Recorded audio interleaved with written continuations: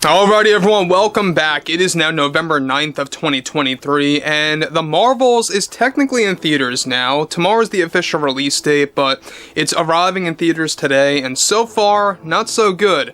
A lot of critics are hating on this movie, and even a lot of audiences that actually got the chance to go ahead and see this film are already reporting that this movie is, by far, the worst addition in the MCU itself. This is Mike Zero. Subscribe if you're new and like this video to see future updates. I'm also on Twitter at Mike01. I thank you also very much for the great and kind support.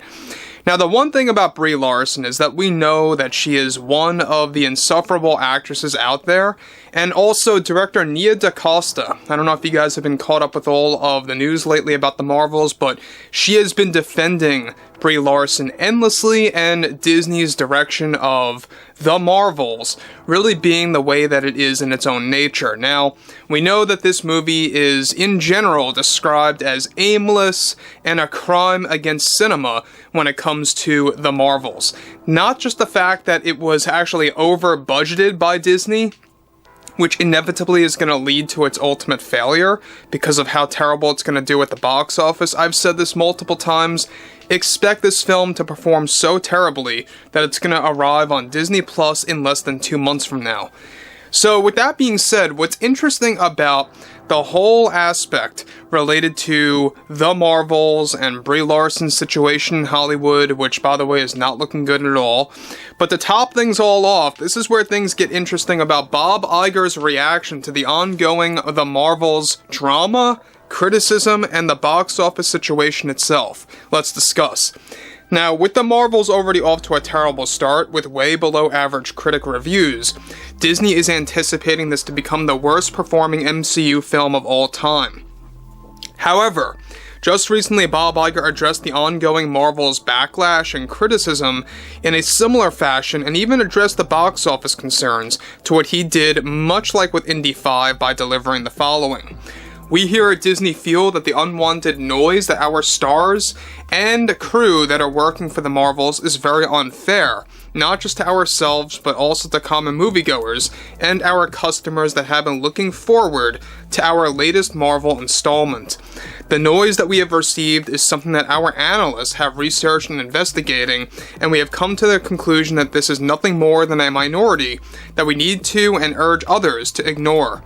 I can't stress this enough, but we here at Disney do not engage in any culture wars or any sort of agenda-driven material, and we are once again looking to minimize the noise by making others understand our motive, which is to produce pure entertainment for Marvel fans alike. Now guys, let me just stop here quick. He has said this before in the past. This is why I like to call him Bob Liger. The man lies through his teeth, strings along his audience and the shareholders, and does not care about any kind of consequences in the process. Much like what he did with Indiana Jones 5, we all remember how he said, "Oh, this movie, it's for surely gonna make $1 billion at the box office worldwide. We have no concerns about the financial status of this film." And look at what happened to Indy 5. The same exact thing is now happening with The Marvels. Let's continue.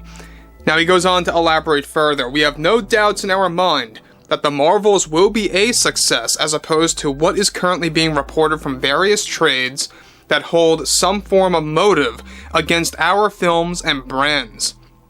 We support empowering women, both film and television-wise, and these various reactions to that have been witnessing to us is also nothing more than a reaction by those that are opposed to our goals to enhance the use of female leads in our Star Wars and Marvel projects, to widen opportunities for many actresses around the world, to become a part of Disney's ongoing and evolving goal to create a ladder to reaching a new standard of accepting that reality. We ask everyone creating this noise to dial it down to let the product speak for itself and to see where it leads naturally as we roll out our latest Marvel picture to our audience. We also have some surprising announcements on the horizon as we plan to embrace diversity, equity, and inclusion into our future live-action films that we will be making public also to our shareholders in the coming weeks. Now guys, again, he is confirming once more that DEI will be a focus in all of the upcoming live-action material. It doesn't matter if it's the remakes or the reboots of their animated counterparts, or Star Wars and Marvel projects, but they will be embracing everything revolving around ESG and DEI, which just goes to show you how terrible Disney really has become. So, before I get to the next big conclusion by Bob Iger, is that we know that Bob Iger is struggling. Today is the earnings call, and they are going to continue to once again make terrible claims about their current status of where they are currently today. You know, we all know that Bob Iger really tries to make it seem like Disney's doing just fine, and that they have no concerns about things in the long term. But let's actually get into this further and continue, shall we? Now, he goes on to elaborate again, those that are rushing to convince others that our latest Marvel film is an installment that did not meet financial expectations ahead of time, we view as unprofessional and an unprofessional act against Marvel Studios and our number one priority in film and television to embrace our usage of equality as well, which is very important to us and something that we are trying to improve.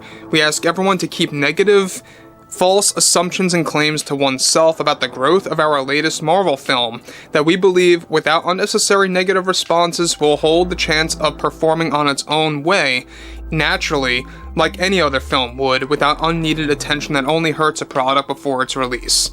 Now, again, we know that Bob Iger is, quite honestly, seemingly worried and concerned. No matter what he says to us or the shareholders, this man is worried about his legacy, his current status as CEO, and what he's leaving behind, and what he's doing to the company at large.